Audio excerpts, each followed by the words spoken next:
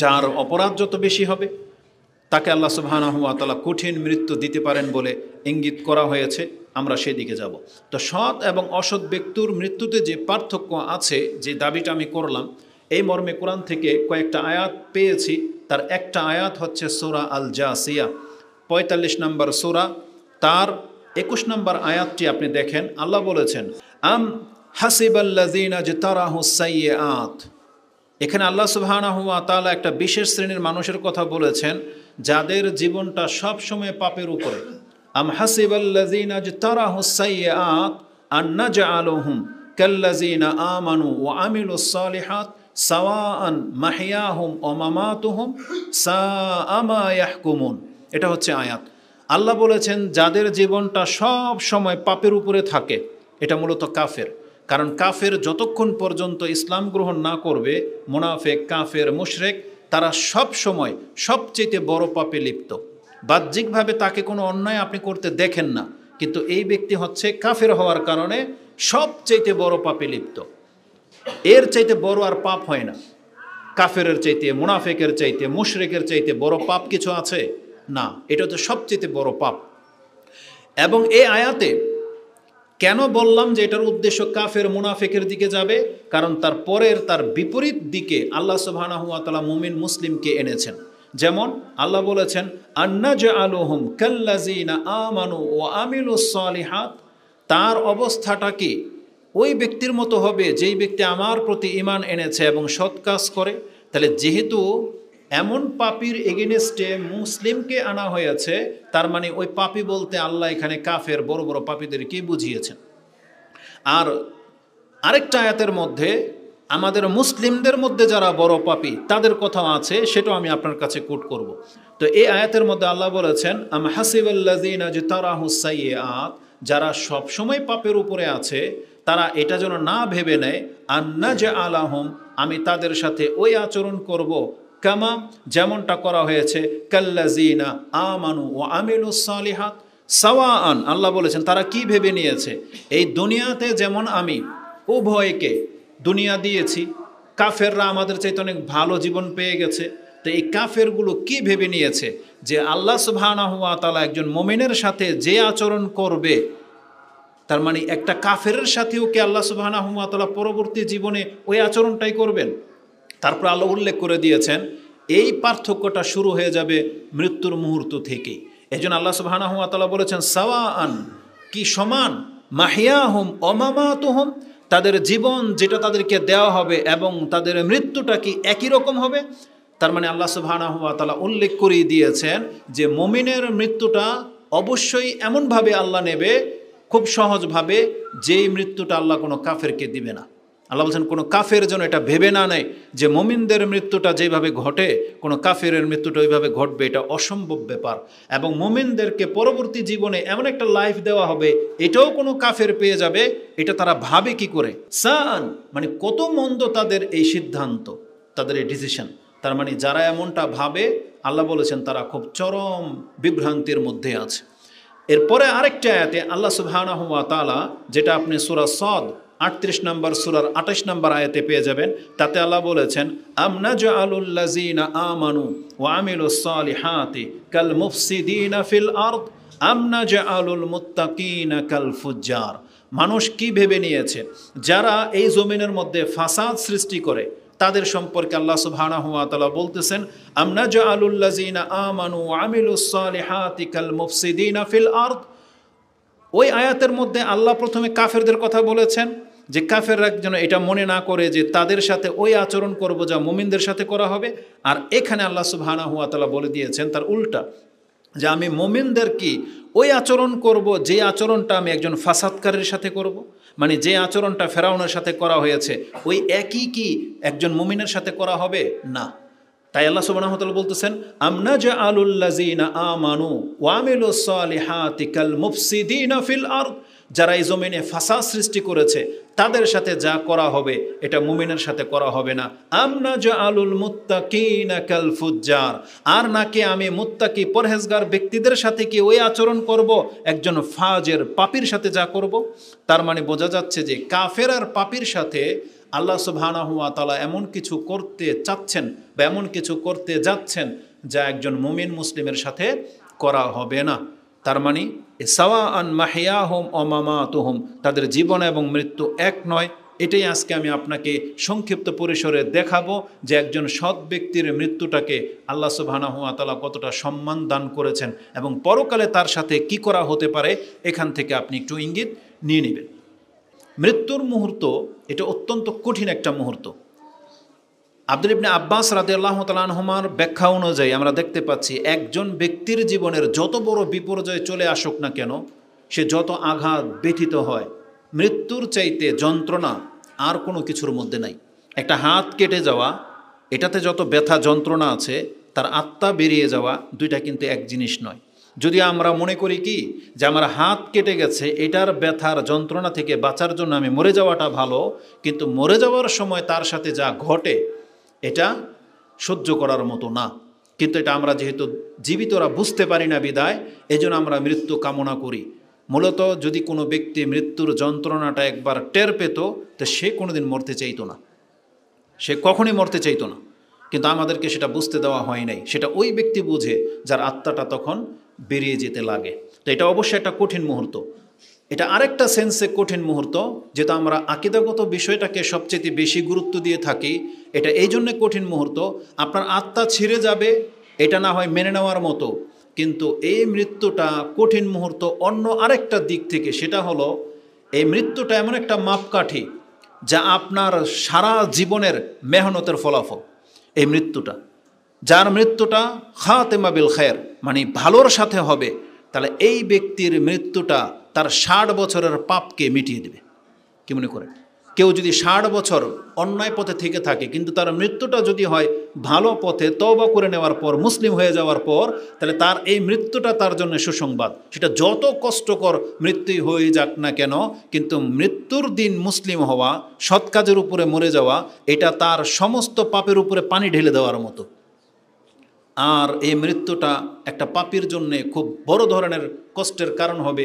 যারা হয়তো মুসলমান ঘরের সন্তান ছিল, যারা হয়তো ভালো ইবাদতে লেগেছিল, কিন্তু জীবনের শেষ মুহূর্তে এসে সে নাস্তিক হয়ে যাচ্ছে, শিরিক করে যাচ্ছে, বড় একটা পাপ ক্রাইম করতে গিয়ে মরে গেল, তাহলে এই মৃত্যুটা তার জন্য জীবনের সবচেয়ে কঠিন মুহূর্ত।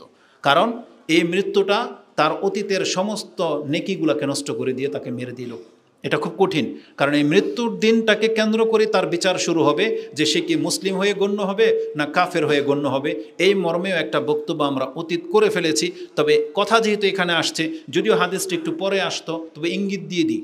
ধরে নেন ওই ব্যক্তি, যেই ব্যক্তি 100টা মানুষকে হত্যা করেছিল, তার জীবনে 100টা মানুষকে হত্যা করেছিল, তখন তার মৃত্যু আসেনি, কিন্তু তার মৃত্যুটা আসছে এমন মুহূর্তে যখন সে তওবা করে নিয়েছে।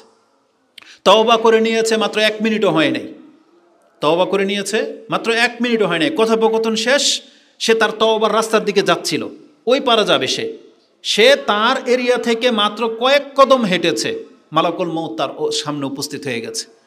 এমন সময় তার মৃত্যু হয়েছে যে তার 100টা খুনের হত্যা পর্যন্ত আল্লাহ সুবহানাহু ওয়া তাআলা ক্ষমা করে দিয়েছেন। তাহলে এটা এই জন্যই বলা হয়েছে ইউবআসু কুল্লু আবদিন আলা মা মাতা আলাই, একজন ব্যক্তিকে কিয়ামতের মাঠে ওই পরিচয় নিয়ে উঠানো হবে যেই পরিচয়ের উপরে তার মৃত্যু হয়েছে। তার মানে তার মৃত্যুটা যখন তওবার উপরে হয়ে গেছে, তখন আল্লাহ সুবহানাহু ওয়া তাআলার কাছে 100টা হত্যা করার পাপ পর্যন্ত ক্ষমা হয়ে যাচ্ছে। এটা অনেক বড় একটা ব্যাপার। এই জন্য আপনি ভাববেন যে কেমন যেন লাগে, 100টা মানুষকে হত্যা করার পরে আল্লাহ ক্ষমা করে দেবে। আমি যদি এই ব্যক্তির চাইতেও বড় একজন ব্যক্তিকে আপনার কাছে দাঁড় করিয়ে দিই, 100টা হত্যাকারী বড় পাপী না কাফের বড় পাপী? যে ব্যক্তি আল্লাহকে অস্বীকার করলো, এই ব্যক্তি বড় পাপী না? যে ব্যক্তি আল্লাহর সাথে শিরিক করলো, এই বড় পাপী না? তা আল্লাহ তো ওই মুশরিককে পর্যন্ত তওবা করলে ক্ষমা করে দিতে রাজি আছেন। একজন মুশরিক, একজন কাফের, এই ব্যক্তিও মরার সময় যদি কালেমাটা পড়ে নেয়, আল্লাহ ওকে পর্যন্ত ক্ষমা করে দিতে প্রস্তুত। কি মনে করেন? রাসূলুল্লাহ সাল্লাল্লাহু আলাইহি ওয়াসাল্লাম তো তার জীবনী দেখিয়ে দিয়েছেন। তিনি তার চাচাকে এই কথাটাই বলেছিলেন। তার আগে মদিনাতে একটা যুবক ছেলে, ইহুদির সন্তান, যে রাসূলুল্লাহ সাল্লাল্লাহু আলাইহি ওয়াসাল্লামের কাছে আসতো, যেত, ভালো আচরণ করতো, মাঝে মাঝে খেদমত করতো। হঠাৎ করে শুনলেন সেই যুবকটা অসুস্থ, মৃত্যুমুখে। রাসূলুল্লাহ সাল্লাল্লাহু আলাইহি ওয়াসাল্লাম দৌড়িয়ে গেলেন তার কাছে, ইহুদির ঘরে ঢুকলেন এবং তার মাথার কাছে গিয়ে দাঁড়ালেন এবং বললেন, ইয়া গোলাম আসলিম, তুমি ইসলাম গ্রহণ করো। ফাসলামা, সে রাজি হয়ে গেল।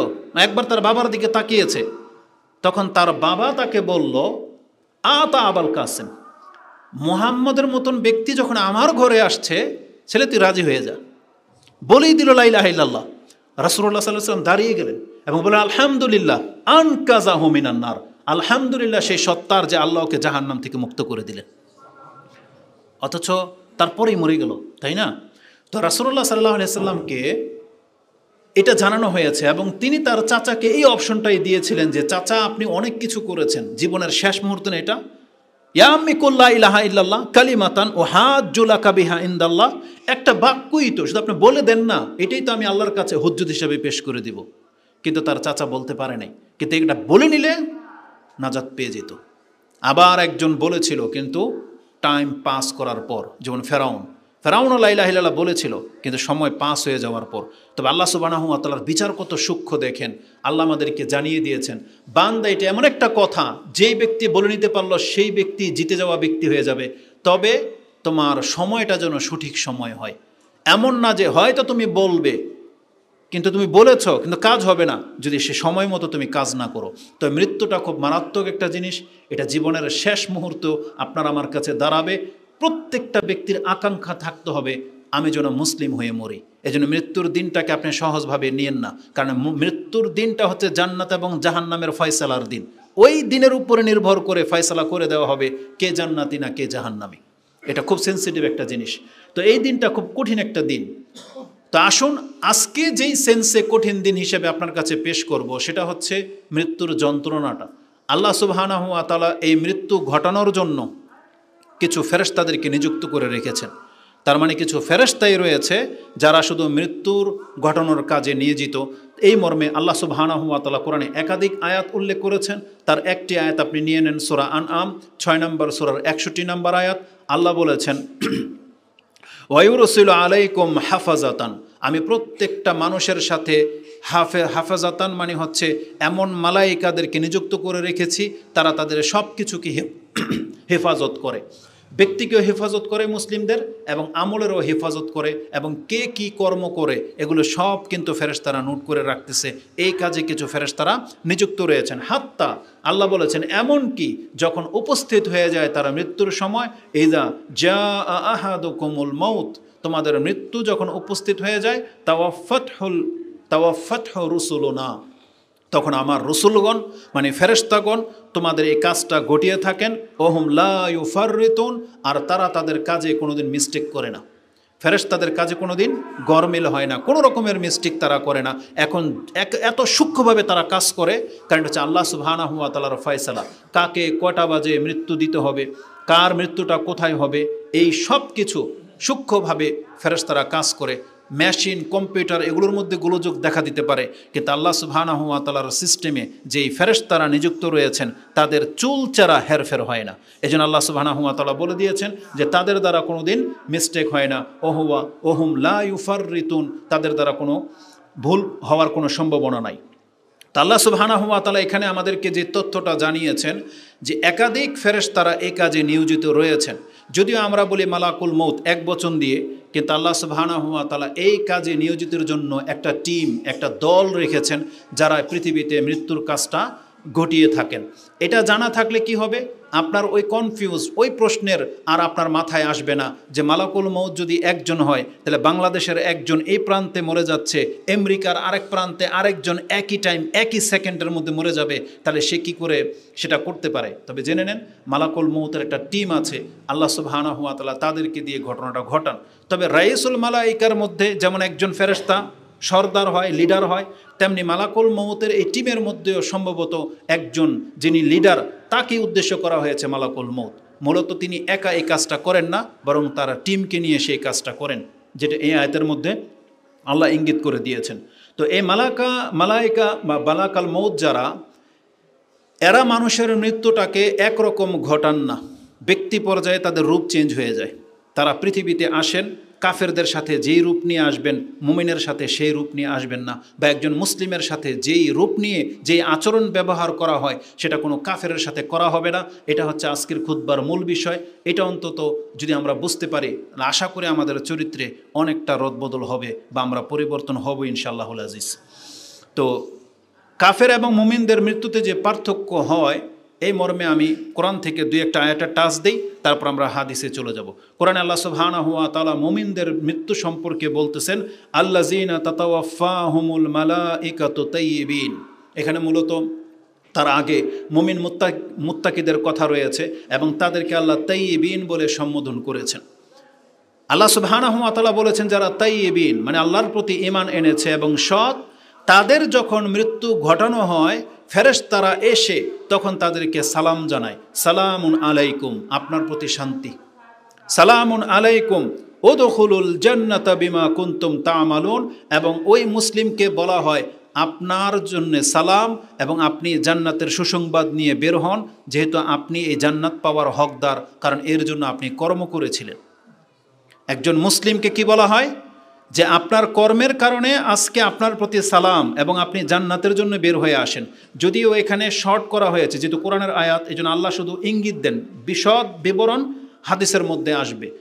এই আয়াতগুলোর মধ্যে আমি এর পাশাপাশি আরেকটা আপনাকে জিনিস দেখাতে চাচ্ছি। আজকে অধিকাংশ আমরা যারা মুসলিম দাবি করি কিন্তু কর্ম করা ছেড়ে দিয়েছেন, ইসলামের ইবাদতগুলো আপনার কাছে প্রাধান্য পাচ্ছে না, আপনি জেনে নেন শুধু ইসলামের বা মুসলিমের ঘরে জন্ম হলেই নাজাত পাওয়া যাবে না। এই আয়াতের মধ্যে কিন্তু এই কথাটাই বলা হয়েছে, সালাম ওই ব্যক্তি ওই মুসলিমকে দেওয়া হবে এবং জান্নাতের সুসংবাদটা ওই মুসলিমকে দেওয়া হবে, তাকে বলা হবে বিমা কুনতুম তা'মালুন, আপনি যে কর্ম করেছিলেন সেই কর্মের প্রতিফল হিসেবে আমরা এসেছি। সালাম ওই ব্যক্তিকে দেওয়া হবে যারা ইসলামের উপরে কাজ করেছেন, যদিও এখানে সংক্ষেপে বলা হয়েছে। অপর আরেকটি আয়াতের মধ্যে আল্লাহ সুবহানাহু ওয়া তাআলা কাফেরদের সম্পর্কে এবং মুনাফিকদের সম্পর্কে বলতেছেন, যে আয়াতটা আপনি 2-3টা সূরার মধ্যে পেয়ে যাবেন। এই আয়াতটা যেটা আমি এখন বললাম যে মুসলিমদেরকে তাইয়্যিবিনদেরকে যে সালাম দিয়ে তাদের আত্মা গ্রহণ করা হবে, এটা সূরা নাহল 16 নম্বর সূরার 32 নম্বর আয়াতে পেয়ে যাবেন। আর কাফেরদের সম্পর্কে আল্লাহ সুবহানাহু ওয়া তাআলা বলেছেন যে ফাকাইফা ইজা তাওয়াফাতহুমুল মালাইকাতু ইয়াদরিবুনা উজুহাহুম ওয়া আদবারাহুম। হে নবী, আপনি যদি দেখতেন কি অবস্থাটা হবে যখন একটা কাফের মুনাফিকের আত্মাকে গ্রহণ করে ফেরেশতারা। ফাকাইফা ইজা তাওয়াফাতহুমুল মালাইকা, ফেরেশতারা যখন একজন কাফের মুনাফিকের আত্মা বের করে যদি আপনি দেখতেন, ইয়াদরিবুনা উজুহাহুম ওয়া আদবারাহুম, ফেরেশতারা তখন ওদের চেহারার মধ্যে আর গর্দানের মধ্যে পিটাতে পিটাতে ওদের আত্মা বের করে। এটা আল্লাহ বলেছেন যে ফেরেশতারা কাফের মুনাফিকদেরকে ওদের চেহারাতে এবং গর্দানের মধ্যে দেয়। আমরা বিশেষ করে যখন কারো উপর রেগে যাই, ওই যে কয় না তো গর্দানাত দিব, মানে ঘেটে পেছন সাইডটাকে বোঝায়, তো ফেরেশতারাও তাকে গর্দানার মধ্যে কিলাতে থাকে বা আঘাত করতে থাকে এবং তাদের মৃত্যু ঘটে। এই আয়াতগুলোর তাফসীর এটাও বলা হয়েছে, বদরের যুদ্ধের দিন যখন কাফেরদেরকে মারা হয়েছিল, আবু জাহেল বলেন উতবা সাইবা যারা বদরের যুদ্ধে মারা গিয়েছিলেন, তখন আবু জাহেলের পিঠের মধ্যে নাকি কিছু আঘাতের ছাপ দেখা গিয়েছিল। তাফসীরকারগণ উল্লেখ করেছেন যে রাসূল সাল্লাল্লাহু আলাইহি ওয়াসাল্লাম বলেছেন এটা হচ্ছে ফেরেশতাদের আঘাত। জিবরিল আলাইহিস সালাম আবু জাহেলকে এরকম পিটিয়েছিল আত্মা বের করার সময়, বা মালাকুল মউত। এটা তাফসীরে এসেছে। কিন্তু ইবনে কাসির তিনি বলতেছেন না, এটাকে খাস করার কোনো প্রয়োজন নাই, এটা যেই কোনো কাফেরের সাথে হতে পারে, যেহেতু আল্লাহ সুবহানাহু ওয়া তাআলা এখানে আমভাবে বলেছেন যে আপনি যদি দেখতেন যে কাফেরদের মৃত্যুটাকে ফেরেশতারা কিভাবে ঘটায়, তাহলে এটা শুধু বদরের যুদ্ধে যারা হত্যা হয়েছে ওই জাহান্নামী হয়েছে ওই কাফেরদের জন্যই না, পৃথিবীর সব কাফেরদের জন্য একই পরিণত হবে যে ফেরেশতাদের তাদের চেহারার মধ্যে এবং গর্দানের মধ্যে পিটিয়ে তাদেরকে মৃত্যু দিয়ে থাকেন। তাহলে এই দুইটা আয়াতের মধ্যেই, এই আয়াতটা সূরা মুহাম্মদ 47 নম্বর সূরার 27 নম্বরে রয়েছে। এই দুইটা আয়াত দিয়ে পৃথক করে দেওয়া হয়েছে যে ফেরেশতারা দুই শ্রেণীর মানুষের সাথে এক আচরণ করেন না, বরং পৃথক পৃথক আচরণে পেশ আসেন, এবং যার বিশদ বিবরণটা আপনি হাদিসে পেয়ে যাবেন। তো বনি ইসরাইল, এবার আসুন আমি আপনাকে দেখাই ফেরেশতাদের যে দুই দল, দুই রকমের রয়েছেন। এটা আমরা কোত্থেকে দলিল গ্রহণ করেছি? এক তো কোরআনের আয়াতে আল্লাহ সুবহানাহু ওয়া তাআলা বলেছেন সৎ ব্যক্তিদের কাছে ফেরেশতারা আদবের সাথে সালাম দিয়ে পেশ হয়, আর কাফেরদের সাথে তিনি রাগান্বিত, তারা রাগান্বিত এবং মানে বিভৎস চেহারা নিয়ে উপস্থিত হয়, যেটা দেখে ওর চোখ বড় হয়ে যায়। ফেরেশতারা যদি ভয়ঙ্কর রূপ নিয়ে আসে, ওটা দেখে এই যে ব্যক্তি মরে যাবে সে ভয় পায় এবং তারা মানে আতঙ্ক তৈরি হয়ে যায় এবং দেখতে পাচ্ছেন সে কাঁপতে থাকে এবং তার চোখ বড় হয়ে যায়। এটা হচ্ছে ওই ব্যক্তি দেখতে পারে যেটা আমরা দেখতে পারি না। এবার আসুন, রহমতের ফেরেশতা আর আযাবের ফেরেশতা যে পৃথক পৃথক হয়, এই মর্মে একটু বলেছিলাম একটু আগে যে ওই যে 100 জন ব্যক্তিকে হত্যা করার যে ঘটনা রয়েছে তার বর্ণনাতে এরকমটা রয়েছে যে রাসূলুল্লাহ সাল্লাল্লাহু আলাইহি ওয়াসাল্লাম বনী ইসরায়েলের ওই ব্যক্তির কথা উল্লেখ করতে গিয়ে বলেন, যখন সে 100 জন মানুষকে হত্যা করে ফেলেছে, তারপরও তওবার রাস্তা খুঁজেছে, তখন এক আলেম তাকে বলেছে, অমা ইয়াহুলু বাইনাকা ওয়া বাইনা তাওবাতিহি, তোমার আর তোমার তওবার মাঝে কে বাধা হয়ে দাঁড়াইতে পারে? তখন সে তওবা করার সিদ্ধান্ত নিয়ে নিল এবং সে ওই জমির দিকে যাচ্ছিল যেখানে ভালো মানুষরা বসবাস করে। হাদিসের বর্ণনাটা এখান থেকে আমি শুরু করতেছি যে ফাকাল আলাহু রাজুলুন, তখন ওই আলেম তাকে বলেছিল, এতি কারিয়াতা কাজা ওয়া কাজা, তুমি ওই অঞ্চলে চলে যাও যেখানে ভালো মানুষরা বাস করে। আর এই ব্যক্তি কি করেছিল? ফাআদরাকাহুল মউত, যাচ্ছিল আর মৃত্যুর ফেরেশতা তাকে এসে ধরে নিল। ফানাআ বিসাদরিহি নাহওয়াহা, তারপর রাসূলুল্লাহ সাল্লাল্লাহু আলাইহি ওয়াসাল্লাম ইঙ্গিত দিয়ে দিলেন যে সে যেখানে যাচ্ছিল, মালাকুল মউত যখন এসে গেছে, তার আগ্রহটা এত বেশি ছিল যে আমি তওবা করবই, তখন সে তার এই বডিটাকে, সিনাটাকে একটু আগ বাড়িয়ে দিয়েছিল। মানে আল্লাহর কাছে এটা দেখাতে চেয়েছে যে আমি ওখানে যাবই, কিন্তু মালাকুল মউত তাকে ধরে নিয়েছে। সে একবারে সামান্য একটু যেতে পেরেছিল। তখন আল্লাহ সুবহানাহু ওয়া তাআলা মালাকুল মউত আত্মা যখন নিয়ে নিল, তখন দুই ফেরেশতা সেখানে উপস্থিত হয়ে গিয়েছিল। ফাখতাসামাত বিহি মালাকানে, মালাইকাতুর রাহমা ও মালাইকাতুল আযাব। তাহলে সেখানে দুই গ্রুপের ফেরেশতা উপস্থিত হয়ে গিয়েছিল, একটা হচ্ছে রহমতের ফেরেশতা, একটা হচ্ছে আযাবের ফেরেশতা। তখন আল্লাহ সুবহানাহু ওয়া তাআলার পক্ষ থেকে এই তওবাকারীকে কিভাবে ক্ষমা করা হয়েছে, ইমাম বুখারী সে হাদিস কোট করেছেন, ফাআউহাল্লাহু ইলা হাযিহি আন তাকাররাবি ওয়া হাযিহি আন তাবাঈদি, একটু কাছে চলে আসো। আর যেখান থেকে সে এসেছিল তাকে বলেছে তুমি একটু দূর হয়ে যাও। তখন আধা হাত মেপে দেখা গেল যে তার তওবার জায়গাটাতে সে আধা হাত ঢুকে গিয়েছিল। তার মানে মাত্র আধা হাত সে ক্ষমার দিকে এক কদম বেড়ে গিয়েছিল। তাই রহমতের ফেরেশতাদেরকে বলা হয়েছে তোমরা তার আত্মাকে নিয়ে নাও। তখন এই ব্যক্তিকে জান্নাতের ফেরেশতারা নিয়ে চলে গেছে। তাহলে এই হাদিস, যেটা ইমাম বুখারী রাহিমাহুল্লাহ এইভাবে পাবেন আপনি 3470 নম্বরে। তাহলে আল্লাহর পক্ষ থেকে একজন ব্যক্তিকে ক্ষমা করার জন্য সিদ্ধান্ত হয়ে যায় এবং আল্লাহ তাকে ক্ষমা করার সব রকমের প্রসেস ঘটিয়ে থাকেন। নাহলে আল্লাহ সুবহানাহু ওয়া তাআলা জমিনকে বলার দরকার ছিল না যে তুমি একটু এগিয়ে আসো। এটা আল্লাহ সুবহানাহু ওয়া তাআলার রহমত, দয়া। আল্লাহ যদি কারো প্রতি ক্ষমা করতে চান, দয়া করতে চান, তাহলে সেই সাবাব আল্লাহর পক্ষ থেকে দিয়ে দেওয়া হয়। যেমন আজকে আমরা যারা মুসলিমরা আল্লাহকে চিনতে পারিনি, যারা আমরা আল্লাহর প্রশংসা করি না, আপনি একবারও কি কোনো কাফেরকে দেখে এটা ফিল হয়েছে যে আল্লাহ আমার উপর অনেক বড় এহসান করেছেন? আপনি ফিল করেন না। কোনো পাগলকে দেখে আপনার ফিল হয় না।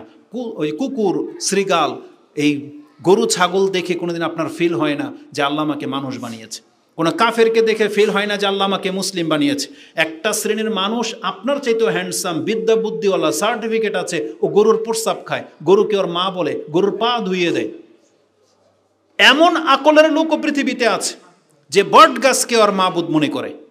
আর আল্লাহ আপনার বিবেকটাকে সুস্থ করেছে। এগুলো দেখার পরে কোনোদিন আলহামদুলিল্লাহ বলেছেন? বলেন নাই। আপনার তো ফিলই হয় না। আপনাকে যে আল্লাহ মুসলিম করে সৃষ্টি করেছেন, এই মুসলিমত্বের কদরই তো আপনি জানেন না। আপনি তো ওই যে মানে জাস্ট জন্ম হয়ে গেছে আমরা এমন। কিন্তু আল্লাহ সুবহানাহু ওয়া তাআলা আমাদেরকে প্রতিনিয়ত স্মরণ করিয়ে দিচ্ছেন যে একজন মুসলিমের মর্যাদা কি, একজন মুসলিমকে ক্ষমা করার জন্য আল্লাহ সুবহানাহু ওয়া তাআলা কত কি করেছেন। বরং আল্লাহ সুবহানাহু ওয়া তাআলার কাছে একজন মুসলিমের মান হলো একজন মুসলিমের রক্তই পুরা পৃথিবী এবং পুরা পৃথিবীর মধ্যে যত মানুষ বাস করে তাদের চাইতে অনেক বেশি দামি একজন মুসলিমের রক্ত। এটাকে কদর করার শিখেন। তা আল্লাহ সুবহানাহু ওয়া তাআলা তার মুমিন বান্দাদেরকে ক্ষমা করার জন্য বহু রকমের ব্যবস্থা করে নিয়েছেন। তাহলে এই হাদিসের মধ্যে স্পষ্ট পাওয়া যাচ্ছে যে রহমতের ফেরেশতা এবং আযাবের ফেরেশতা দুই রকমের ফেরেশতা হয়ে থাকে। এবার আসুন আমি আপনাকে দেখাই যে মুমিন এবং ভালো আর কাফেরদের আত্মাকে যখন গ্রহণ করা হয় তাদের সাথে কি আচরণটা করা হয়। এই মর্মে শুধু একটা হাদিস থেকে দুইটা টুকরা আমি আপনার কাছে শোনাবো। সেটা হচ্ছে ইমাম নাসাই, তিনি তার জানাজার অধ্যায়ের মধ্যে 1833 পেয়ে যাবেন। এটা মক্তবা শামেলার নাম্বার। আর আপনি বাংলাদেশের যেটা অ্যাপস বাংলা করা হয়েছে, 3টা হাদিস পরে দেখবেন, 1836 থেকে পড়বেন, আপনি পেয়ে যাবেন। আবু হুরায়রা তার বর্ণনাকারী। আর এই ক্ষেত্রে সবচেয়ে প্রসিদ্ধ হাদিস যেটা বারা ইবনে আজিব, এটা মুসনাদে আহমদে এসেছে অনেক লম্বাভাবে, ওটাতে ডিটেলস আছে। ইনশাল্লাহ কোনো একটা খুতবায় শুধু একটা হাদিস নিয়ে আলোচনা করা হবে, তাতে আত্মাটা কীভাবে বের করা হয় তার বিস্তারিত সেই হাদিসের মধ্যে আলোচনা করা হয়েছে। তো আন আবি হুরায়রাতা আন্না নবী সাল্লাল্লাহু আলাইহি ওয়াসাল্লাম ক্বালা ইজা হুদিরাল মুমিনু, যখন মুমিন ব্যক্তির মৃত্যু উপস্থিত হয়ে যায়, আতাতহুল মালাইকাতুর রাহমা, তার কাছে রহমতের ফেরেশতা উপস্থিত হয়ে যায়, বিহারিরাতিন বাইদা, এবং অত্যন্ত ধবধবে সাদা রেশমের কাপড় নিয়ে আসা হয়, অত্যন্ত সফট রেশমের কাপড় নিয়ে আসা হয় এই মুমিন ব্যক্তির আত্মাকে গ্রহণ করার জন্য। বাইদা ফায়াকুলুন, তখন তারা এই ব্যক্তিকে বলতে থাকে, ওখরুজি রাদিয়াতান মারদিয়াতান আলাইকা রাদিয়াতান মারদিয়াতান আনকা ইলা রাউহিল্লাহ, তুমি আল্লাহর পক্ষ থেকে সুসংবাদ গ্রহণ করো এবং তুমি নিজে যেমন আল্লাহর প্রতি সন্তুষ্ট ছিলে, আল্লাহ সুবহানাহু ওয়া তাআলা আজকে তোমার উপরে সন্তুষ্ট হয়ে গেছেন, এবং তুমি আল্লাহ সুবহানাহু ওয়া তাআলার নিয়ামতের দিকে আসো, তার দয়ার দিকে আসো, ইলা রাউহিল্লাহ ওয়া রাইহানিন, এবং আল্লাহর রিজিকের দিকে আসো। এবং এখানে বলা হয়েছে তার আত্মার মধ্যে তখন ঘ্রাণ দিয়ে দেওয়া হয়, সুগন্ধি দিয়ে দেওয়া হয়, তখন অত্যন্ত ঘ্রাণের সাথে তার আত্মাটা তার দেহ থেকে বের হয়। ওয়ারাব্বি গায়রা গাদবান, এবং তাকে সুসংবাদ দেওয়া হয়, তুমি আসো পৃথিবীতে, তুমি যেই ভুল ত্রুটিগুলো করেছ তুমি আজকে ভয় পেও না, আল্লাহ তোমার উপরে অসন্তুষ্ট নন, আল্লাহ তোমার উপরে অসন্তুষ্ট নন, আল্লাহ তোমার উপরে সন্তুষ্ট। এই কথা শোনার পরে সে আত্মা খুশি হয়ে যায় এবং সন্তুষ্টির সাথে তার দেহ থেকে এমনিতেই বেরিয়ে চলে আসে। আমরা তো অনেক সময় বুঝি যে কখন আত্মার কষ্ট হয়, কখন আত্মা সন্তুষ্ট থাকে। এটার একটা বাস্তব উদাহরণ দানের ক্ষেত্রে নিয়ে নেন।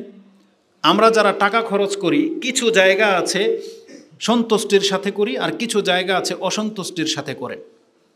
সন্তুষ্টির সাথে কিছু তখন 1000 টাকা নোট দিয়ে দিচ্ছেন, আবার অসন্তুষ্ট যখন হন তখন 10 টাকা দিতে কলিজা ছিঁড়ে যায়, হয় কিনা এরকম? চেহারার মধ্যে সেটা প্রতিফলিত হয়। তাহলে টাকা খরচ করার ক্ষেত্রে যখন সন্তুষ্টি অসন্তুষ্টির প্রক্রিয়াটা কি সেটা বুঝতে পারেন, ঠিক মৃত্যুর সময় যখন আপনার আত্মাটা দিয়ে দিবেন তখন সেটা সন্তুষ্টির সাথে আর অসন্তুষ্টির সাথে হলে কেমন হবে এটা তো ওই ব্যক্তি বুঝতে পারে, যেটা আমি হয়তো ব্যক্ত করতে পারবো না, এটা আমি আর আপনি কেউ ব্যক্ত করতে পারবো না। এটা জাস্ট একটা অনুভূতি, অনুভব করে নিতে হবে যে আল্লাহ সুবহানাহু ওয়া তাআলা যখন একজন মুমিন বান্দাকে এই সুসংবাদ দিয়ে ফেরেশতা পাঠাবেন যে তাকে সালাম বলবে, তাকে জান্নাতের সুসংবাদ দেবে, আর বলবে আল্লাহ তোমার উপরে অসন্তুষ্ট না, তখন তার আত্মাটা কি অবস্থাটা হবে এটা আপনি বুঝতে পারেন। এই জন্য রাসূলুল্লাহ সাল্লাল্লাহু আলাইহি ওয়াসাল্লাম বলেছেন, যেই ব্যক্তি আল্লাহর সাথে সাক্ষাৎ কামনা করে আল্লাহ তার সাথে সাক্ষাৎ কামনা করে, আর যে ব্যক্তি আল্লাহর সাথে সাক্ষাৎ কামনাটাকে অপছন্দ করে আল্লাহ তার সাথে সাক্ষাৎ করাটা অপছন্দ করে। এটাই হলো মুমিন আর কাফেরের পার্থক্য। আজকে মুসলিমকে এমন হতে হবে যে আমি আমার রবের সাথে সাক্ষাৎ করতে রাজি, এটা আমি চাই, তাহলে আপনাকে ওই অনুযায়ী কাজ করতে হবে। আর যারা আল্লাহ সুবহানাহু ওয়া তাআলার সাথে সাক্ষাৎ করাটাকে অপছন্দ করেন তারাই দেখবেন যারা কর্ম করেন না, তারাই যারা কর্ম করেন না, যারা আল্লাহ সুবহানাহু ওয়া তাআলার রাজি খুশির কোনো কদর করেন না, আপনি একটা সময় আসতে যাবে তখন আপনি মরতে চাইবেন না, কারণ আপনি জানেন যদি আমি এখন মরে যাই তাহলে আমার অবস্থাটা খুব খারাপ করে দেওয়া হবে, এটা আমরা জানেন। এটা হচ্ছে ওই ছাত্রদের মতো যে ক্লাসে পড়া পারে না, ও ভাবে কি আমার চেহারাটা যেন টিচারের সামনে না আসে, ও তখন নিচের দিকে তাকায় থাকে, এদিক সেদিক করে, মানে ওর চোখে চোখ চাবে না, কারণ তাকাইলে আমাকে বলবে তুই পড়া বল, তাই না? এটা হচ্ছে আমাদের চরিত্র। তা আজকে আমরা কর্মের কারণে আল্লাহর সাথে সাক্ষাৎ করাটাকে আমরা হারিয়ে ফেলতেছি, যেটা মোটেও উচিত নয়। বরং আল্লাহ কি বলেছেন, মান কানা ইয়ারজু লিকা রাব্বিহি ফালিয়ামাল আমালান সালেহ। আল্লাহ কি বলেছেন, যেই ব্যক্তি এটা আশা রাখো যে আমার সাথে আমার রবের সাক্ষাৎ হোক, তাহলে সে যেন সৎ কাজ করে, ফালিয়ামাল আমালান সালিহান, সে যেন কর্ম করে। কি কর্ম? ভালো কর্ম। ওয়ালা ইউশরিক বিইবাদাতি রাব্বিহি আহাদা, আর সে যেন কোনো অবস্থাতে আল্লাহর সাথে যেন শিরিক না করে। তার মানে এই ব্যক্তির সাথে আল্লাহ সুবহানাহু ওয়া তাআলার সাক্ষাৎ ঘটবে, যেটা সূরা কাহফের সর্বশেষ আয়াতে 110 নম্বর আয়াতে পেয়ে যাবেন। তো এখানে আল্লাহ সুবহানাহু ওয়া তাআলা আমাদেরকে জানাচ্ছেন রাসূলের মাধ্যমে যে রহমতের ফেরেশতা এসে তাকে সালাম জানায়, যেটা কোরআনের আয়াতে আপনাকে দেখিয়েছি। কোন আয়াতে মনে আছে? সূরা আনআমের 61 নম্বর আয়াতে সম্ভবত রয়েছে। আর এখানে আল্লাহ সুবহানাহু ওয়া তাআলা কি বলেছেন, তাকে বলা হবে ওয়ারাব্বি গায়রা গাদবান, আল্লাহ তোমার উপরে অসন্তুষ্ট নও, তুমি সন্তুষ্ট চিত্তের সাথে বেরিয়ে আসো। ফাতাখরুজু কাআতিয়াবি রিহিল মিস্ক, তখন রাসূল বলেছেন এই মুমিন ব্যক্তি সৎ ব্যক্তির আত্মা বেরিয়ে আসে যেমন আতরের ডিব্বার ভিতরে রিহিল মিস্ক যদি থাকে আর খুলে দিলে পুরো মসজিদটা যেমন ঘ্রাণে ভরে যাবে। তখন রাসূল সাল্লাল্লাহু আলাইহি ওয়াসাল্লাম বলতেছেন একজন মুমিনের আত্মা যখন বের হয়ে এসে ফেরেশতার হাতে চলে আসে তখন পুরো ফেরেশতার জগৎ সে ঘ্রাণ অনুভব করে। এখন তারা এটাকে প্রশান্তির সাথে নিতে চায়, যেমন ভালো ঘ্রাণ হলে সবাই একটু লাগাইতে চায়, বোঝেন না? তখন ফেরেশতারা কারাকারি করে যে বলছে এই আত্মা আমি নিয়ে যাবো, এ বলছে এই আত্মা আমি নিয়ে যাবো। তখন একজনের হাতও খালি থাকে না, একের পর এক নীতিই থাকে। যেমন আমরা কিছু পয়সাওয়ালাদের দেখেছি বা গরিব হলেও যার অত্যন্ত ফুটফুটে একটা সন্তান জন্মে যাকে দেখে চোখ লেগে যায়, দেখবেন যে কেউ কোলে নিতে চায়, কি করে? খালা নেবে, ফুফু নেবে, কারাকারি লেগে যায়, দাদা নেবে, নানি নেবে, আত্মীয় স্বজন পাড়াপড়শি বলবে আমাকে একটু দাও, যে দেখবে সেই কোলে নিতে চায়। তাহলে এটা একটা ফুটফুটে বা পছন্দনীয় বাচ্চা যখন হয়ে যায়, এটা যখন আমরা এই আচরণ করি, ঠিক এই একই আচরণ মালাইকাদের মধ্যে রয়েছে। তখন যারা দুনিয়া থেকে একটা ঘ্রাণওয়ালা আত্মা বের হয়ে আসে তখন তারা কারাকারি করে যেটা আমি নিয়ে যাব, এ বলে আমি নিয়ে যাব। এইভাবে করতে করতে প্রথম আকাশ পর্যন্ত চলে যায় এবং প্রথম আকাশে গিয়ে যখন বলা হয় যে দরজা খোলা হোক, এটা অমুক ব্যক্তির আত্মা, তখন বলে মারহাবান ইয়া আইয়াতুহান নাফসুত তাইয়্যিব কানাত ফিল জাসাদিত তাইয়্যিব, হায় উত্তম আত্মা, তুমি একটা উত্তম দেহ থেকে বের হয়ে আসছো, আসো তোমার জন্য ওয়েলকাম। মারহাবান বলা হয়, ওয়েলকাম, আসো, তোমার জন্য আমাদের দরজা প্রশস্ত। তাকে নিয়ে নেওয়া হয়, যেটা হাদিসের ডিটেলসের মধ্যে আপনি পেয়ে যাবেন যে রাসূল বলেছেন ফাতাখরুজু কাআতিয়াবি রিহিল মিস্ক। রিহিল মিস্ক মানে যেটা আমরা কখনো দেখি নাই, হয়তো এত দামি আতরের মতো তার আত্মা থেকে ঘ্রাণ বেরোতে থাকে, যেটা ইমাম নাসাই যেমনটা বলেছি 1833 থেকে 36 মধ্যে আপনি পেয়ে যাবেন। অপরদিকে কাফেরদের আত্মা সম্পর্কে কি করা হয়েছে, কি বলা হয়েছে? রাসূলুল্লাহ সাল্লাল্লাহু আলাইহি সাল্লাম বলেন ওয়াইনাল কাফিরা ইজা হুদিরাত, যখন কাফেরের মৃত্যু উপস্থিত হয়ে যায়, আতাতুল মালাইকাতুল আযাব, ওখানে ছিল আতাতিল মালাইকাতুর রাহমা, এখানে হচ্ছে আতাতহু মালাইকাতুল আযাব বিমিসহিন।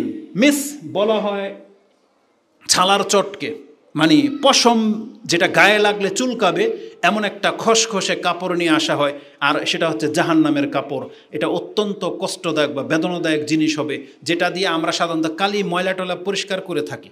রেশমের কাপড় দিয়ে কেউ যেন হাত মুছে ময়লা পরিষ্কার করে, দেখবেন যে না, ওই যে যেই বাচ্চাটাকে আপনি পছন্দ করেন ওটাকে কিন্তু একবারে সফট কাপড় দিয়ে, কিন্তু অনেক দামি কাপড় দিয়ে তাকে প্রথমে জড়ানো হয়। ছোট বাচ্চাকে পয়সার অনুযায়ী যার যত পয়সা আছে সে পারলে এমন কিছু অর্ডার করে আনে নতুন কাপড় নতুন বাচ্চার জন্য। আল্লাহ সুবহানাহু ওয়া তাআলা এটা প্রত্যেক মুমিনের আত্মার জন্য করে থাকেন, সেখানে সফট কাপড় দিয়ে জাহান্নামে ওই রহমতের ফেরেশতাদেরকে পাঠানো হয়। আর অপরদিকে আল্লাহ সুবহানাহু ওয়া তাআলা কাফেরদের সাথে কি আচরণ করা শিখিয়েছে, যে মালাইকারা বেমিসহিন একটা ছালার চট নিয়ে আসবে ওর আত্মাটাকে নেওয়ার জন্য। কারণ কোনো প্রাণী যখন মরে যায়, চিকা, ইঁদুর, আপনার ঘরের কোনো কারণে আপনার ঘরের ভিতরে গন্ধ পাচ্ছেন, তখন ওই কাপড়টাকে কি আপনার ওই রুমালটা দিয়ে ধরবেন? তখন কি বলে, একটা কিছু নিয়ে আয়, তাই না? যে কাপড়টা ফেলে দেওয়ার মতো এমন একটা কাপড় নেকড়ে আপনি এনে তখন ওই মরা ইঁদুরটা, মরা বিড়ালটাকে আপনি ধরেন, ধরে বা কাগজ দিয়ে ধরে ওটা সহ আপনি ফেলে দেন, মানে ওই এমন একটা জিনিস দিয়ে আপনি ধরেন যেটা আর আপনার কাছে কোনো মূল্য নাই।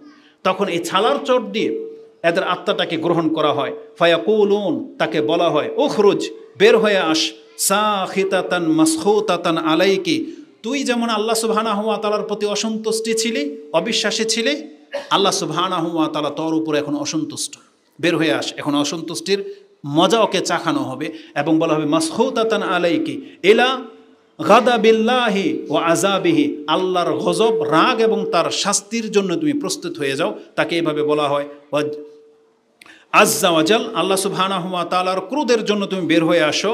ওয়াতাখরুজু কাআনতানি রিহি জিফা, এই জমিনের মধ্যে সবচাইতে দুর্গন্ধযুক্ত যে বস্তু রয়েছে এই ব্যক্তির কাফেরের আত্মা থেকে এরকমের দুর্গন্ধ ছড়ায়, যেটা ফেরেশতারা একে নিতে চায় না, বরং তারাও কারাকারি করে। কোন হিসেবে নিতে চায় না? এ বলবে তুই ধর, এ বলবে না তুই ধর, আমি নেব না, বলে কিনা এরকম। যখন দেখবেন ওই যে আমরা যখন এই মরা পচাটাকে কাউকে ফালাইতে চাই, তখন এই যে পোলাপান যারা আসে ও কয় তুই ধর, ও কয় না তুই ধর। দেখেন না এরকম দৃশ্য? খুব মারাত্মক একটা ব্যাপার। তার মানে এটা এমন একটা জিনিস, এটা কেউ নিজের সাথে রাখতে চায় না। তখন ফেরেশতারা একে অপরের কাছে ছোড়াছুড়ি করবে, বলছে এটা আমি নিব না। এইভাবে তারা প্রথম আকাশে চলে যায়, কিন্তু প্রথম আকাশের দরজা খোলা হয় না, কারণ আকাশের ওপারে রয়েছে আল্লাহ সুবহানাহু ওয়া তাআলার জান্নাতের নেয়ামত। সেখানে দুনিয়ার কোনো নাপাকি আকাশের উপর উঠতে পারে না, তখন তার দরজা খোলা হবে না। তখন ওখান থেকে, এক বর্ণনায় আসছে, ওখান থেকে ছুঁড়ে ফেলা হয় ওই কাফেরের আত্মাগুলো যেখানে জমা থাকে, যেটাকে আমরা সিজ্জিন হিসেবে জানি, তখন ওই আত্মাটা ওখানে এসে পতিত হয়। তখন ওই কাফেরদের সাথে আত্মাকে যুক্ত করে দেওয়া হয়। এই আচরণটা করা হবে, যেটা আপনি নাসাইতে পেয়ে যাবেন। তো এই বর্ণনা থেকে আমি আপনাকে যেটা দেখাতে চেয়েছি, অবশ্যই মোমেন মুসলিমের সৎ ব্যক্তির আত্মা কাফেরদের মতো বেরোবে না। কাফেরদের আত্মা খুব কঠিনভাবে বের হয়, এবং রাসূলুল্লাহ সাল্লাল্লাহু আলাইহি ওয়াসাল্লামের ওই কষ্টটার কথা একটু পরেই আমি আপনার কাছে বলবো। এই সম্পর্কে একটা আকীদাগত ব্যাপার আছে, সেটাকে মৃত্যুর যন্ত্রণা, এটা একটা আকীদাগত ব্যাপার। যদি এটা আমরা না বলি, তখন অনেক সময় দেখা যাবে, আল্লাহ না করুক, আমাদের কোনো শিক্ষক, সালাফি কোনো আলেম, বা আপনার দাদা, নানা, বয়োজ্যেষ্ঠ এলাকার কোনো সৎ ব্যক্তি মরার সময় যদি আপনি তাকে কষ্ট পেয়ে মরতে দেখেন, তখন আবার এটা ভাইবেন না যে খুতবায় তো শুনেছিলাম কাফের পাপীদের মৃত্যু অনেক কষ্টে বের হয়, তার মানে এই লোকটাও মনে হয় তাহলে লুকিয়ে লুকিয়ে কোনো পাপ করতো, যার ফলে তো কষ্ট পেয়ে মরতেছে। এমন আকীদা যেন না থাকে। কারণ মৃত্যুর যন্ত্রণা চোখে দেখে আপনি এখান থেকে নেগেটিভ ধারণা নিতে পারবেন না, যদি সেই ব্যক্তি মুসলিম হয়। যদি অবশ্যই জালেম কোনো কাফের হয়, আপনার এই আকীদা ঠিক আছে, আপনি বলবেন যে আল্লাহ ওকে খুব কঠিন মৃত্যু দিয়ে মারছে। কিন্তু যদি একজন মুসলিম হয়, সে যত বড় পাপী হয়ে যাক না কেন, বা আপনি জানেন না সে পাপী নাকি, কখনো যেন আপনার অন্তরে তার সম্পর্কে খারাপ ধারণা না জন্মে। আরেকটা কথা বলে দেই, যাদের খুব কাছের আত্মীয় যদি মরে যায়, যদি আপনার কাছে অপছন্দনীয় কোনো কিছু লেগে থাকে, আপনি কখনো সেটা বেশি মানুষকে দেখতে দিবেন না।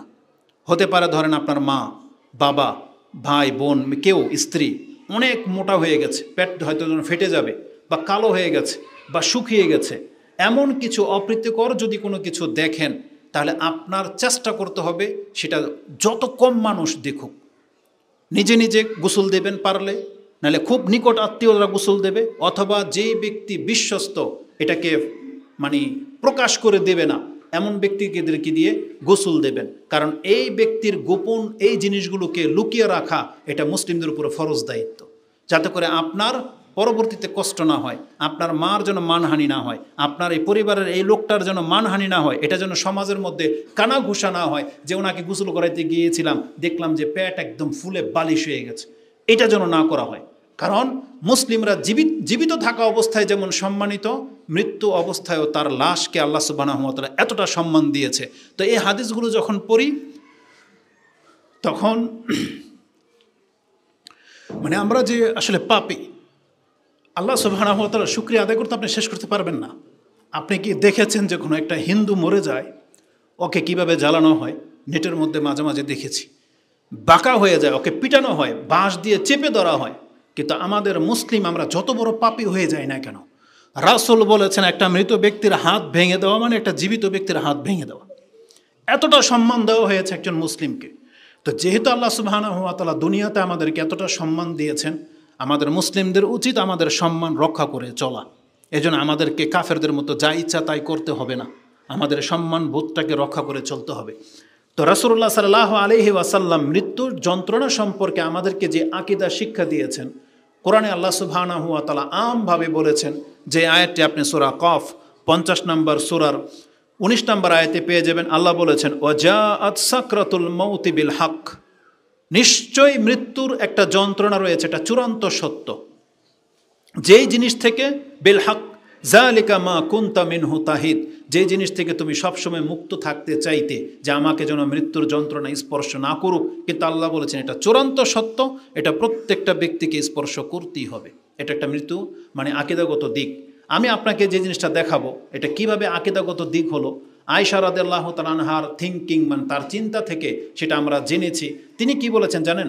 আন আয়েশা কালাত মা আগবিতু আহাদান বিহাউনি মাউতিন বাদাল্লাযী রাআইতু মিন শিদ্দাতি মাউতি রাসূলিল্লাহি সাল্লাল্লাহু আলাইহি ওয়াসাল্লাম, রাওয়াহু তিরমিজি। ইমাম তিরমিজি তার জানাজার অধ্যায়ে 79 হাদিসটা কোট করেছেন যে আয়েশা রাদিয়াল্লাহু তাআলা আনহা বলেন, আমি যদি কোনো ব্যক্তির হীন অবস্থায় মরতে দেখি, তার মৃত্যুর যত খারাপ পরিণতি হোক না কেন, আমি কোনোদিন তার মৃত্যু সম্পর্কে বিরূপ ধারণা করতাম না। কবে থেকে? রাসূল ইসলামের মৃত্যু দেখে নেওয়ার পর থেকে। কারণ আয়েশা রাদিয়াল্লাহু তাআলা আনহা তিনি বুঝতে পেরেছিলেন মৃত্যুর যন্ত্রণাটা কত বেশি। কারণ আয়েশা রাদিয়াল্লাহু তাআলা আনহার কোলে রাসূল ইসলামের মাথাটা তখন ছিল। তিনি বলছেন বাইনা জা কিনাতি ও হা কিনাতি, বুক এবং ওই থুতনির মাঝখানে রাসূল ইসলামকে এইভাবে তিনি আগলে ধরেছিলেন। আর তখন তার আত্মাটা যখন বেরিয়ে যাচ্ছে, রাসূল বলেছেন লা ইলাহা ইল্লাল্লাহ ইন্না লিল মাউতি সাকারাত, নিশ্চয়ই মৃত্যুর একটা যন্ত্রণা রয়েছে, এটা সত্য। রাসূল ইসলাম নিজে কোনোদিন যত কষ্টে থাকতেন তিনি কিন্তু হায় হুতাশ করতেন না। তিনি জ্বরে ভুগতেছেন, আব্দুল্লাহ ইবনে মাসউদ ঢুকেছে, তা বলতেছে ইয়া রাসূল ইন্নাকা ওয়াকান শাদীদান, আপনি মনে হয় খুব কঠিন যন্ত্রণাতে আছেন। রাসূল ইসলাম বলেছেন তোমাদের দুইজন ব্যক্তির জ্বরকে যদি প্লাস করা হয়, যত হবে আমার একা ততটা জ্বর হচ্ছে এবং অতটা কষ্ট হচ্ছে। কিন্তু রাসূল সাল্লাল্লাহু আলাইহি ওয়াসাল্লাম কোনোদিন প্রকাশ করতেন না। কিন্তু মৃত্যুর যন্ত্রণাটা কত মারাত্মক হতে পারে যে তিনি লা ইলাহা ইল্লাল্লাহ বলতেছেন এবং বলতেছেন ইন্না লিল মাউতি লা সাকারাত, নিশ্চয়ই মৃত্যুর যন্ত্রণা অনেক কঠিন।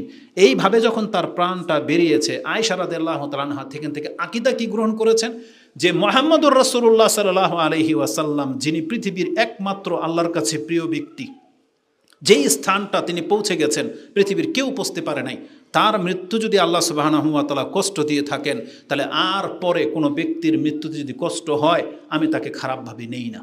কারণ এটা আল্লাহর হিকমা, আল্লাহই ভালো জানে কেন তাকে কষ্ট দিলেন, কেন তাকে এইভাবে নিয়ে গেলেন। তবে মৃত্যুর হাকিকত সম্পর্কে বলা হয়েছে, যদি কোনো সৎ ব্যক্তির মৃত্যুতে কষ্ট হয়, তার মানে আপনাকে পৃথিবীবাসীকে আল্লাহ এই মেসেজ দিতে চেয়েছেন যে এর দ্বারা যে ভুল ত্রুটিগুলো হয়েছে, আমি আল্লাহ এই মৃত্যুর মাধ্যমে তার এতটুকু ভুল ত্রুটি পর্যন্ত ক্ষমা করে তাকে নিষ্পাপ করে আমার কাছে নিয়ে আসলাম। আর যদি তার কোনো পাপ না থাকে, তাহলে তার যে মর্যাদা আমরা জানতাম, এই এতটুকু কষ্টের কারণে আল্লাহ চেয়েছেন যে ওর মর্যাদা আরেকটু বেড়ে যাক। তখন আল্লাহ সুবহানাহু ওয়া তাআলা এতটুকু কষ্ট দিয়ে তার মর্যাদাকে আরেক ধাপ বাড়িয়ে দিয়ে তারপর আল্লাহর কাছে নিয়ে যান। যেমন রাসূলুল্লাহ সাল্লাল্লাহু আলাইহি ওয়াসাল্লাম তার কর্ম করে যতটুকু মর্যাদায় পৌঁছেছেন, আল্লাহ অতিরিক্ত আরেকটু মর্যাদা তার মৃত্যুর কষ্টের মাধ্যমে রেখে দিয়ে তাকে আরেক ধাপ উপরে উঠিয়ে দিয়েছেন। এবং এটা আমাদের মুসলিমদের জন্য এটাও আল্লাহর হিকমা যে আমরা আমাদের নবীর মৃত্যুতে যখন জানবো যে এভাবে হয়েছে, অতএব আমরা কোনো সৎ ব্যক্তির মৃত্যু দেখলে যেন নেগেটিভ না নেই, এটাকে আমাদেরকে আকীদাগত বিষয় বানানো হয়েছে। যে হাদিসগুলো আপনি বুখারী এবং মুসলিমে পেয়ে যাবেন। বুখারীতে 6510 নম্বরে রয়েছে যে লা ইলাহা ইল্লাল্লাহ ইন্না লিল মাউতি সাকারাত, এটা বুখারীর 6510 এবং 4449 পেয়ে যাবেন।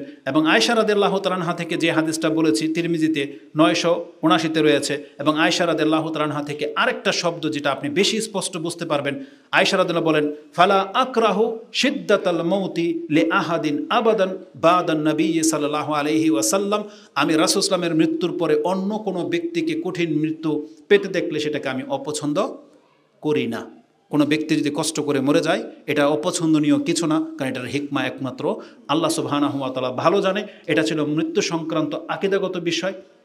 এখন আমরা বলেছি যে মুমিন এবং কাফেরদের মৃত্যু সম্পর্কে যে ফেরেশতারা দুইভাবে আসে, কিন্তু এটা বলা হয় নাই যখন আত্মাটা বের করা হয় তখন কাফেররা কী আচরণ করা হয় এবং মুমিনদের সাথে কী আচরণটা করা হয়।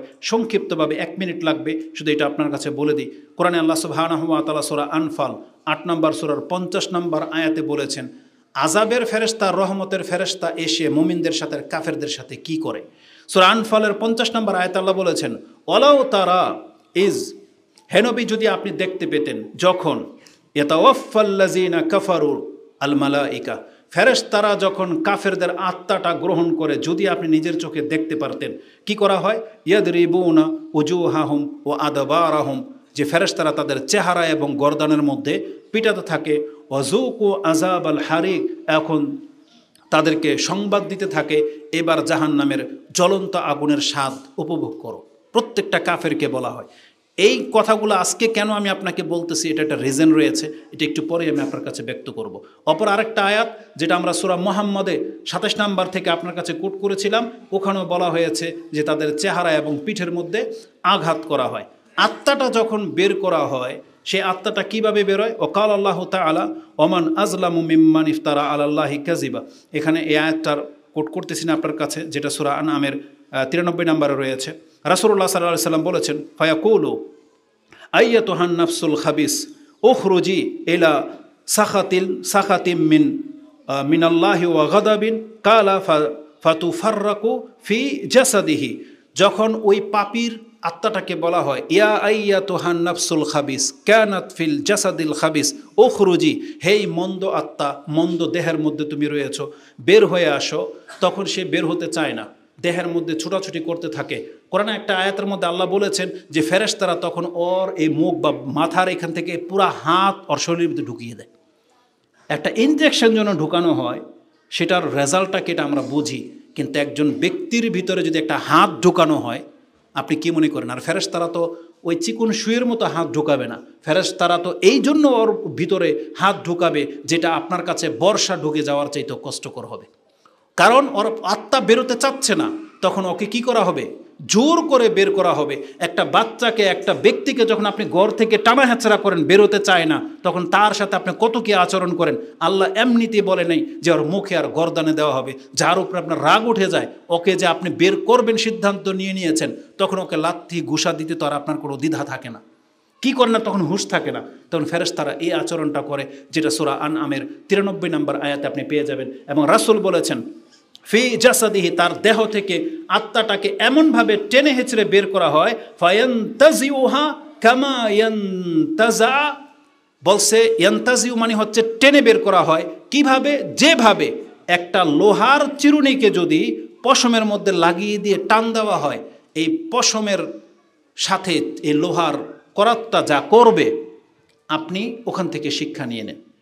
আমি হয়তো পাটের গাইড ওই জায়গায় যাইনি, দেখিনি, তবে আমি দেখেছি ওই ব্লেডের মতো থাকে, করাতের মতো, যেটা মেশিনের মধ্যে পেঁচানো থাকে। আপনি একটা কাপড় দিয়ে দেন, এটাকে তুলা ধুনো করে দিবে, করে না? এই যে তুলা যে মেশিন দিয়ে বের হয়, ভিতরে কি থাকে? কাটা তার থাকে না, যেটা আপনি কাপড়টাকে ছিঁড়ে বেড়ে ফেলে, তারপরে কিন্তু এই পাশ দিয়ে তুলা হয়ে বেরিয়ে যায়। একটা কাফেরের আত্মাটাকে তার ভিতর থেকে এইভাবে তুলার মতন ছিঁড়ে বের করে নিয়ে আসা হবে। আমরা ছোটোবেলায় এটা করেছি। খেলার আমাদের জিনিস তো ওগুলোই ছিল। ওই বেত্তুম গাছের কাটা আছে না, লম্বা হয় না, দুইজনে দুই পাশে ধরে মাটি কাটছেন কখনো বসে বসে, এদিক থেকে ও টানে, এদিক থেকে ও টানে, তখন মাটি কিন্তু ভাগ হয়ে যায়। ছিঁড়ে মাটিকে গুঁড়া গুঁড়া করে কিন্তু দুই দিকে ভাগ হয়ে যায়। আমরা ওই বেত্তুম গাছের কাটা দিয়ে এটা করতাম। ঠিক বেত্তুম গাছের কাটা, এটা তো আমাদের দেশের এক্সাম্পল, কিন্তু রাসূল সাল্লাল্লাহু আলাইহি সাল্লাম এক্সাম্পল দিয়েছেন লোহার করাতের সাথে। কি বলেছেন তিনি? সাফুদ মেন সুফুফিল মাবলুল। সাফুফ বলা হয় লোহার করাতকে, যেটা ওই সুফ মানে হচ্ছে লিফ, যেটাকে আমরা বলি, ওই যে কী যেন বলে যারা জুটের ব্যবসা করে, হ্যাঁ, লিফ মানে যেটা হচ্ছে পশম দিয়ে তৈরি আর কি, প্লাস্টিক জাতীয়। লুফার যেটাকে এখন বলা হয়, এটাকে যখন লাগিয়ে দিয়ে টান দেওয়া হবে, তখন এটাই কাটার সাথে ছিঁড়ে বেরিয়ে যায়। তখন একটা কাফেরের আত্মা, তার কলিজা ছিঁড়ে তারপরে আত্মাটা বের হয়। যেই হাদিসগুলো আপনি বুখারী মুসলিমে সহ অন্যান্য কিতাবে পেয়ে যাবেন। ওই যে বারা ইবনে আযিবের কথা বলেছিলাম, এই হাদিসটি মুসনাদে আহমদে 18,534 রয়েছে। এটা ছিল আজকের খুতবার মূল বিষয়, যে আমরা যারা মুসলিম, আমাদের উচিত আমাদের পাপগুলোকে থামিয়ে রাখা। বিশেষ করে আমাদের জীবনের শেষ মুহূর্তটাকে যদি আমরা ভালো করতে চাই, এটা আমাদের জন্য অনেক বড় একটা উপদেশ, যেটা আমাকে এবং আপনাদেরকে নিতে হবে। আল্লাহ সুবহানাহু ওয়া তাআলা আমাদের কথাগুলো বোঝার তৌফিক দান করুক। আকুলু লিকাউলি হাযা আস্তাগফিরুল্লাহ লি ওয়া লাকুম ওয়া লিসাইরিল মুসলিমিন ফাস্তাগফিরু ইন্নাহু হুয়াল গফুরুর রহিম।